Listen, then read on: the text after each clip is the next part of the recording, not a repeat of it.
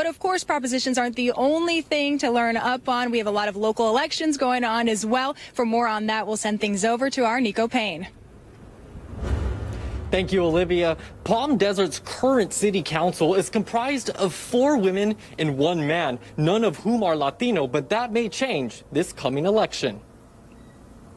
Palm Desert looking to fill the District 1 City Council seat is Susan Marie Weber. What I'm doing is to continue working on what we've been working on for the last several years. Her opponent, Karina Quintanilla, is one of 2 women who filed a lawsuit against the city to establish more voting districts, but they were not successful. When it came time for the settlement, it was not an easy choice.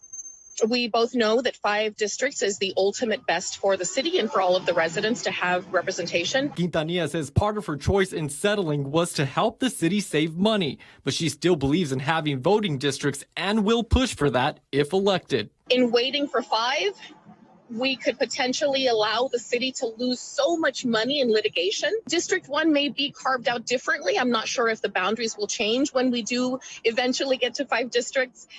Fingers crossed if I'm elected. I think that we may move a little bit, or we may just draw boundaries for the remaining 4. If elected, this would be Susan Marie Weber's 3rd term on city council. She says she's focused on working on Envision Palm Desert, a group focused on building the city's quality of life informed by community members. My goal is to continue working on that, which is, as you've seen, San Pablo is being developed as a place for community activities where we can close off the street and have little parties there.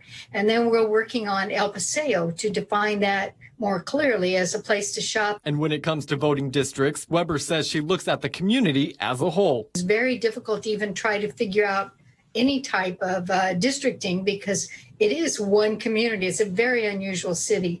And like I said, to have community members so involved in our city, that's how we define us, not by districts. We define ourselves as being in the city of Palm Desert.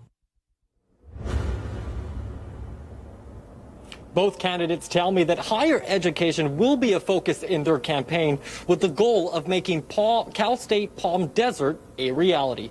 Reporting live in Palm Desert, Nico Payne, NBC Palm